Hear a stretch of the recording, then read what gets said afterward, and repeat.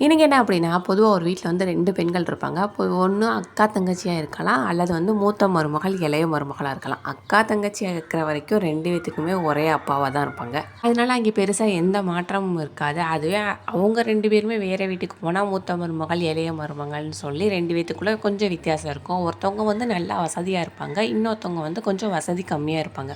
ஏதாச்சும் ஒரு ஃபங்ஷனோ இல்லை விசேஷமோ எதுவோ நடக்கும்போது வசதியாக இருக்கிறவங்க வந்து நிறைய நகையெல்லாம் போட்டு ரொம்ப கான்ஃபிடெண்ட்டாக இருப்பாங்க. அவங்களுடைய கான்ஃபிடெண்ட்டே அந்த நகை வசதி அதுவாக தான் இருக்கும். அது பிரச்சனை கிடையாது. அவங்கக்கிட்ட இருக்குது, அவங்க போடுறாங்க, காமிக்கிறாங்க.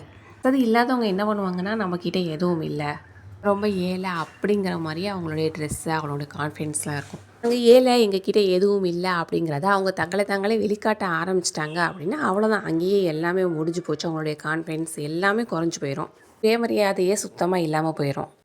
நான் என்ன சொல்ல வர்றேன் அப்படின்னா, வசதி கம்மியாக இருக்கிறது வந்து தப்பு கிடையாது. ஆனால் அதை நம்ம வெளிக்காட்டவே கூடாது. நம்மளை நாமே குறைவாக வெளிக்காட்டினமாக்கோ, நம்மளை நாமே மதிக்கலை அப்படின்னா வேறு யார் நம்மளை மதிப்பா?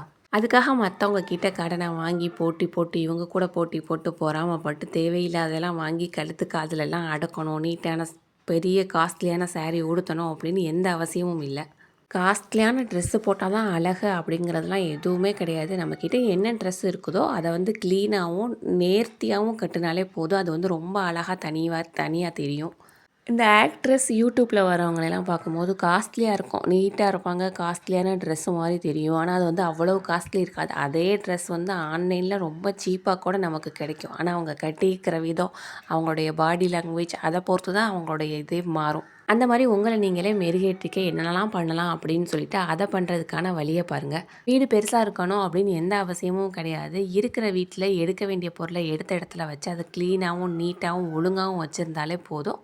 அதுவே ஒரு தனி அழகை கொடுக்கும். ஒரு முக்கியமான விஷயம் அப்படின்னா, நம்ம கஷ்டங்களை எப்போ பார்த்தாலும் யார்கிட்டயாச்சும் சொல்லிக்கிட்டே இருக்கணும்னு எந்த அவசியமும் கிடையாது. அவங்க கேட்குற அவங்களுக்கு அதில் பெருசாக ஒன்றும் விருப்பமும் கிடையாது. என்கிட்ட எதுவுமே இல்லை, நான் ரொம்ப கஷ்டப்படுறேன், என்னால் முடியாது அப்படின்னு சொல்லி நெகட்டிவாக பேசிக்கிட்டே இருக்காதீங்க. வசதி அப்படிங்கிறது வந்து நோய் கூட சில பேருக்கு இருக்கும். அவங்க கூட கான்ஃபிடென்ஸ் இல்லாமலே இருப்பாங்க. அந்த மாதிரி இருக்கிறவங்களுக்கும் தான் இந்த டிப்ஸ் சொல்லிகிட்டு இருக்கிறது.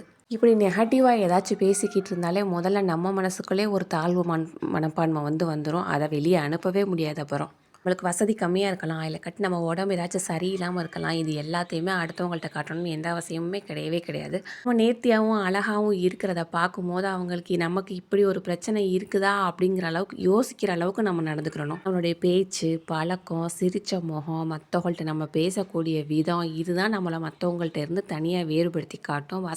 வசதிங்கிறது வந்து லைஃப்பில் ஒரு பார்ட்டு தான். இருந்தால் மட்டுமே எல்லாம் கிடைச்சிரும் அப்படின்னு எந்த அர்த்தமும் கிடையாது.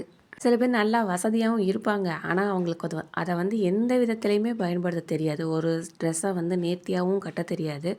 இருக்கிறத வந்து எப்படி பயன்படுத்தலாம், எப்படி அலங்கரிச்சுக்கலாம் அப்படின்னு எந்த அறிவுமே இருக்காது. அவங்க வசதியாக இருந்தும் எந்த பிரயோஜனமும் இல்லை அப்படிங்கிற மாதிரி தான் இருப்பாங்க. அதனால் இன்றைக்கே எல்லாரும் முழிச்சுக்கோங்க. நம்மளுக்குன்னு ஒரு தனி ஸ்டைலை நீங்கள் உருவாக்கிக்கோங்க. இன்றைக்கி இருக்கிற இதே நிலைமையில நாளைக்கு இருக்க போகிறோம், இல்லை எப்போதுமே அப்படி தான் இருக்க போகிறோம் அப்படின்னு எந்த அவசியமும் இல்லை. நாளைக்கு நம்ம நிலைமை மாற தான் போகுது. அதுக்காக நம்ம என்ன செய்யணுமோ அதுக்கான வேலையை மட்டும் பார்ப்போம். அது இல்லை இது இல்லைன்னு புலம்புறது, மற்றவங்கள ஆச்சரியமாக அப்படி பார்த்துக்கிட்டு நிற்கிறது, இது எல்லாம் நமக்கு வேணாம். அதே நேரத்தில் அவங்கள பார்த்து பொறாமப்படவும் வேணாம். நம்மளை வந்து மற்றவங்களோட ஒப்பிடவும் வேணாம். நாம் இப்படி தான் அப்படின்னு சொல்லி நம்மளை நாமளே இலக்காரப்படுத்தி அப்படியே விட்டுறவும் வேணாம். சின்ன சின்ன விஷயத்தில் கூட நேர்த்தியை வந்து கொண்டுட்டு வாங்க. சுத்தமான ட்ரெஸ்ஸு, ஒழுங்கான வீடு, அன்பான பேச்சு, தன்னம்பிக்கை இதெல்லாம் எங்கே காசு கொடுத்தாலும் கிடைக்கவே செய்யாது. நம்மளாலையும் வாங்க முடியாது. நாம் எப்படி இருக்கிறோமோ அதை பார்த்து தான் நம்ம பிள்ளைங்களும் வளர்கிறாங்க அப்படிங்கிறத மறந்துடாதீங்க. நம்மளுடைய வெல்த் நல்லா இருந்தால் நல்லது தான். ஆனால் அது இல்லாததுனால நம்மளுடைய தன்னம்பிக்கையை ஒருபோதும் இழக்கக்கூடாது. நம்மளை நாமே ஃபஸ்ட்டு மதிக்கணும். நம்மளை நாமே மதித்தா தான் அதுக்கப்புறம் மற்றவங்களும் நம்மளை மதிக்க ஆரம்பிப்பாங்க. அதிக வசதி இல்லைனாலும் நம்மளால் நேர்த்தியாகவும் சுயமரியாதையோடையும் தன்னம்பிக்கையோடையும் வாழ முடியும். உங்களுடைய மதிப்பை என்றைக்குமே ஒரு பணம் தீர்மானிக்கவே செய்யாது. அதனால் இன்றைக்கே முடிவு பண்ணுங்கள். உங்களுடைய சோகமான முகம், வருத்தமான மனம் எல்லாத்தையும் தூக்கி போட்டுட்டு நீங்கள் தொங்க போட்டு வச்சுக்கிற உங்கள் தலையை நிமிர்த்தி நேராகவும் அழகாகவும் ஸ்டைலாகவும் இருக்க கற்றுக்கோங்க. எப்போதும் சிரித்த முகத்தோடு இருங்க. அதுவே உங்களுக்கு ஒரு தனி அழகை கொடுக்கும். நான் சொல்கிற விஷயம் கரெக்டு, உங்களோட ரிலேட் ஆகுது, உங்களுக்கு பிடிச்சிருக்குது அப்படின்னு சொன்னால் என்னுடைய சேனலை வந்து சப்ஸ்கிரைப் பண்ணிவிட்டு லைக், ஷேர் பண்ணுங்கள், கமெண்ட் பண்ணுங்கள்.